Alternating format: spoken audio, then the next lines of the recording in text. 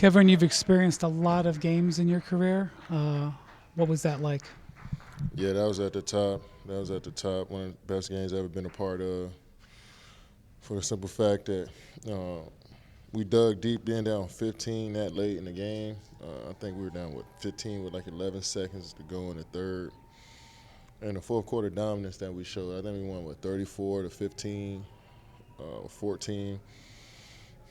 And by our defense and getting out and running transition, we barely called plays. We just played off of each other well.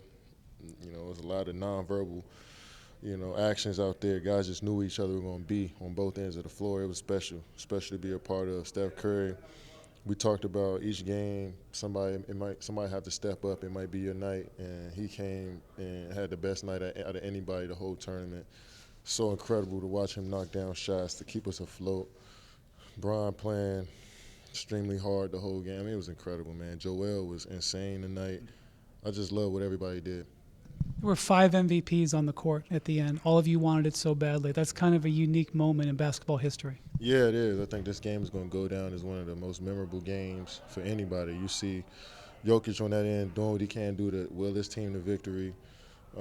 Then you got MVPs on our teams. You also got to give the other guys credit too, like the Bogies. And sorry if I'm forgetting number 30's name, but he played a great game for them as well, shooting it. And their whole team played extremely well. It was just high-level basketball that people could enjoy down to the wire. It was great entertainment, but it was also great basketball. What was the conversation you guys were having with each other in that fourth quarter? We just wanted to get it to single digits by 7 minutes. That's all we were talking about.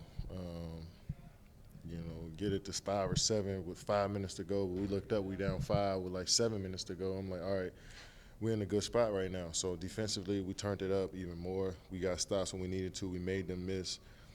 We got a couple lucky bounces too as well because they got an open 3 there when they were down 2 miss. But that was just the momentum of the game. Us playing great defense the whole quarter. They get a shot that looks like they're not in the first quarter they'd have made that. So in the fourth quarter they didn't make that shot because the pressure we put on them throughout that fourth. It was just incredible basketball. I was glad I was just on the court for that.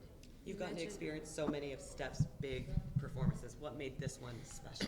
Just because he was, everybody's trying to find their rhythm within the group. We stepping 5 at a time. Some guys playing roles they haven't played before. And like I said, we talked about guys. It could be any guy that had that moment. So knock down his first shot, but to get us going in that first quarter, man, I think he had 17 in that first quarter, 17 of our first 20 points. Guys were looking for him. His energy was high. He was turning around, shooting the ball, turning around. It was just a regular Steph game, and I think he was searching for that type of game the whole Olympics, and to have it right here, especially when we needed it, it was special to see. It was God talking through him tonight. Disguised as Michael Jordan conversation?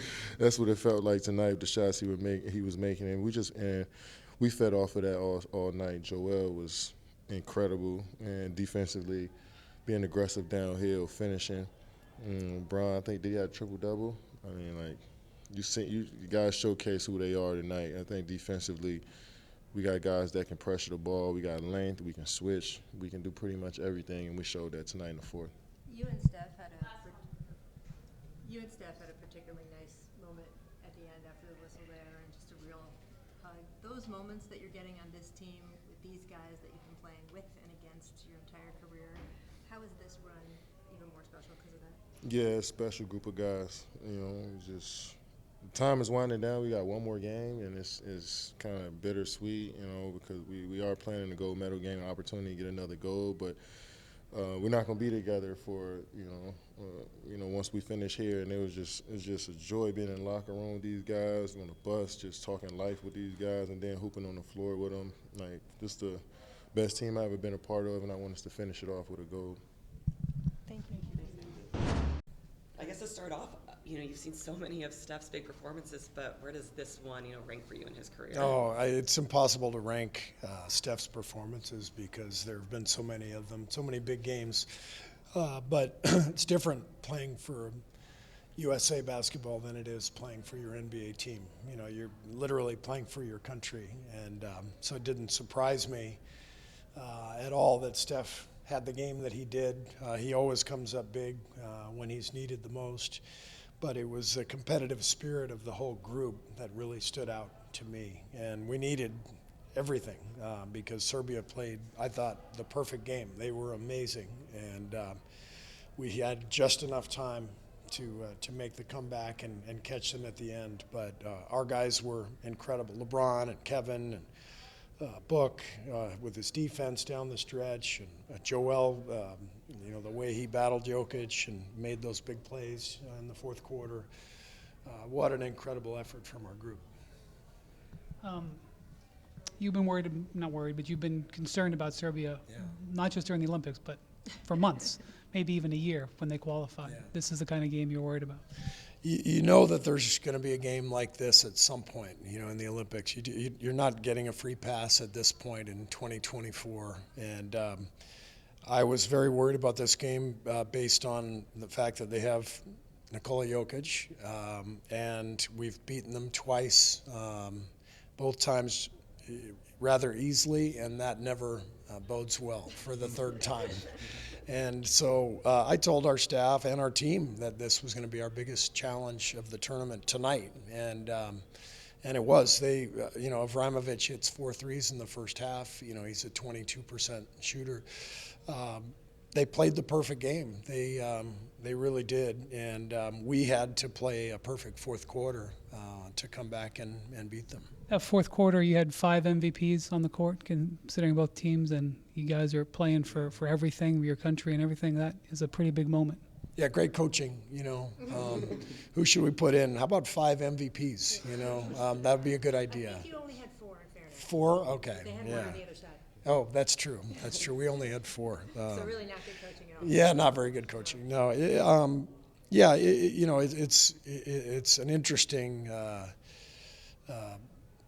position to be in when you have so much talent at your disposal. It's an incredible luxury, and it's also difficult, for decision making. But those were the guys we went to. We really haven't been in this position yet, where we kind of had to find a lineup down the stretch, and the guys, they determined the lineup really. I mean, they were playing.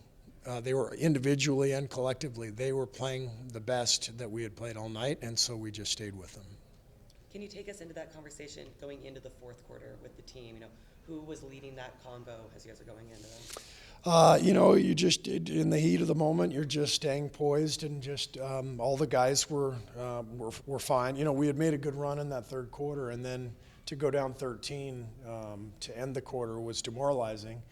And I thought the guys did a great job of keeping their spirit up and knowing that there was enough time to battle back, and it was incredible to watch.